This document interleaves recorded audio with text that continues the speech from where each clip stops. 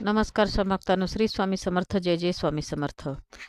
आजच्या व्हिडिओमध्ये आपण श्रीमद भागवतातील काही कथा बघणार आहोत. त्यामध्ये पहिल्यांदा आपण नारद मुनीची पूर्वजन्मीची कथा ऐकणार आहोत. तर श्री व्यास म्हणतात, हे महामुनी नारद, तुमच्या पूर्वजन्माची कथा मी ऐकण्यास फार उत्सुक आहे. तेव्हा नारद मुनी आपल्या पूर्वजन्मीची कथा सांगू लागतात. नारद मुनी सांगतात, मी 7-8 वर्षाचा होतो तेव्हा माझ्या वडिलांचे निर्वाण झाले. माझी आई दासीप्रमाणे काम करत असे. मी भिल्ल बालकाबरोबर खेळत असे. माझ्या पुण्याचा उदय काळ जेव्हा जवळ आला तेव्हा आमच्या गावात एक साधू पुरुष फिरत फिरत आला.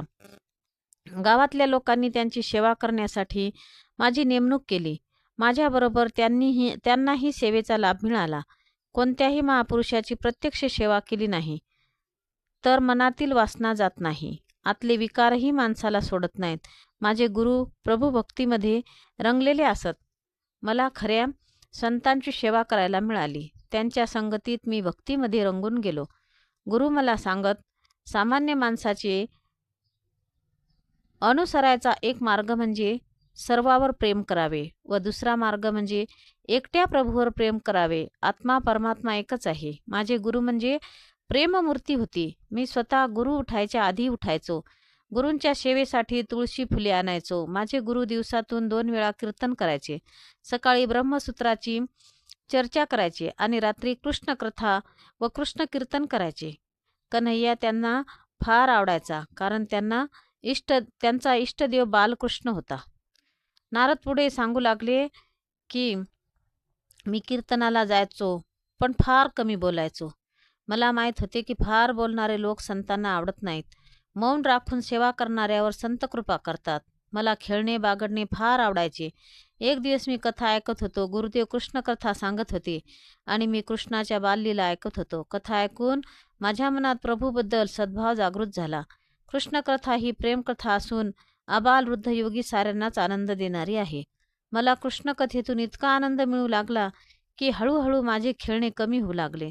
गुरुदेव कथा सांगण्यात रममान होत असत आणि हे पाहून मला असे वाटू लागले की मनुष्य संसारात रमण्याऐवजी त्यातून मुक्त होऊन भगवंतामध्ये रमू लागला तर जीव व शिव नक्की एक होईल.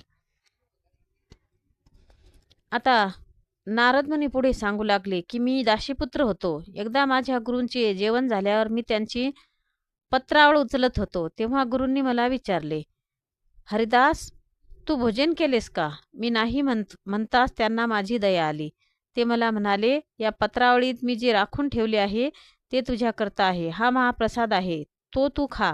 मी तो प्रसाद घेतला आणि तो खाल्ला. आता मी रोज असेच करू लागलो.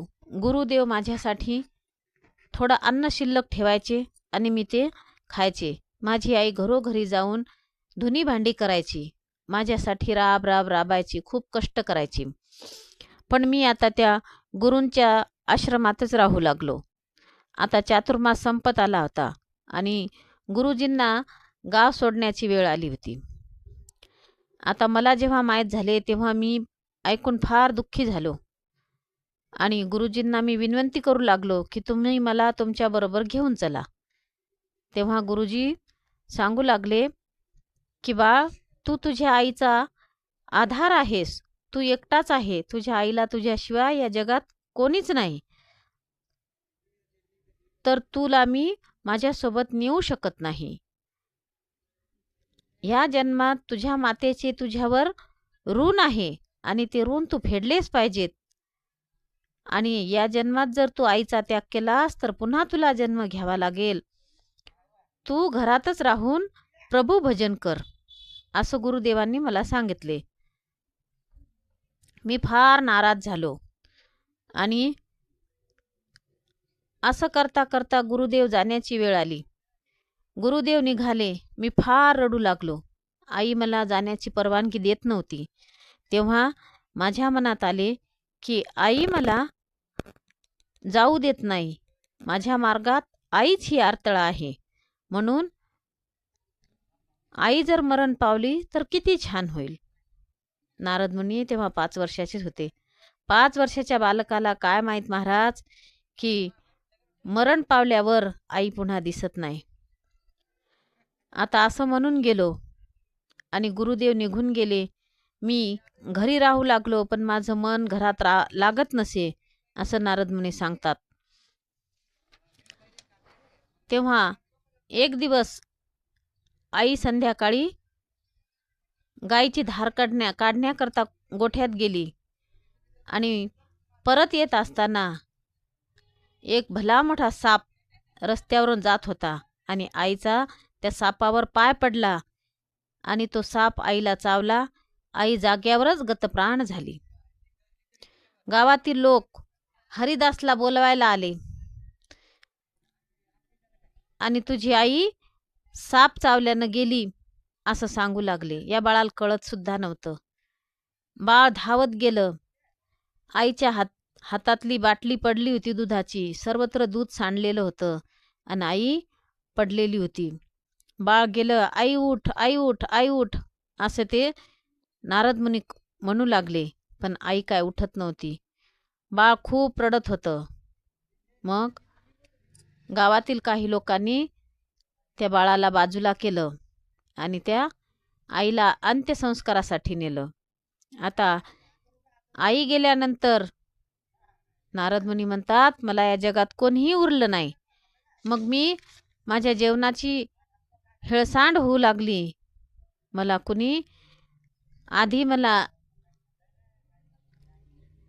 कोणी जेवण द्यायचं, कोणी पाणी द्यायचं,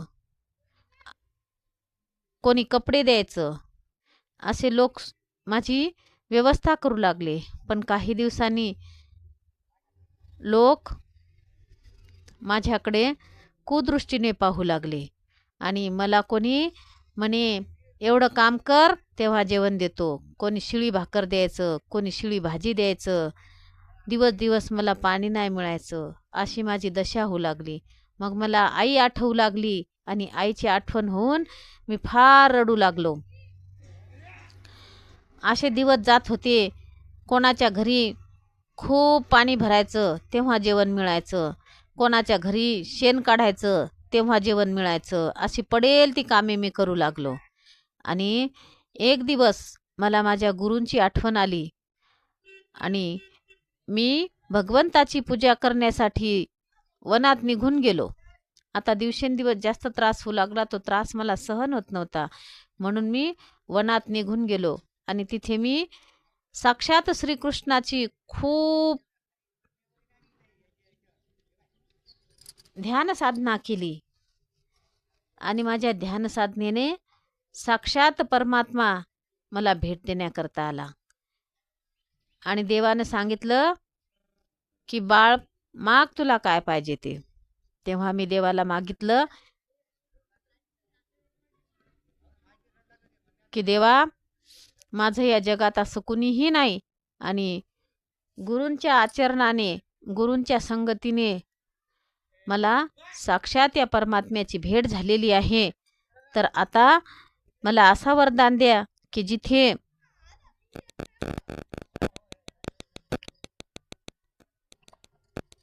मला हा पुनर्जन्म मिळणार नाही, पुन्हा पुन्हा मृत्यू लोकात येण्याची गरज पडणार नाही, असं मला काहीतरी वरदान द्या.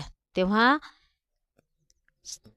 भगवान विष्णूने मला असं वरदान दिलं की तू हा जन्म संपल्यावर साक्षात ब्रह्मदेवाच्या मानसपुत्र म्हणून जन्माला येशील आणि तू सतत नारायण नारायण नारायण असा करत राहशील. तेव्हा भगवान अंतर्धान पावले.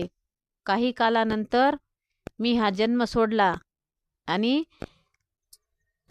मला दुसरा जन्म ब्रह्मदेवाचा मानसपुत्र म्हणून मिळाला आणि तेव्हा माझं नाव नारद पडलं आणि मी सतत भगवंताचं नामस्मरण करत पृथ्वीलोकावरून स्वर्गलोकात आणि स्वर्गलोकावरून पृथ्वीलोकात असा नेहमी फिरत राहतो. अशी माझी ही जन्मकथा आहे, असे व्यासमुनीला नारदमुनी सांगू लागले. व्हिडिओ आवडल्यास लाईक करा, शेअर करा, सबस्क्राईब करा. श्री स्वामी समर्थ. जय जय स्वामी समर्थ.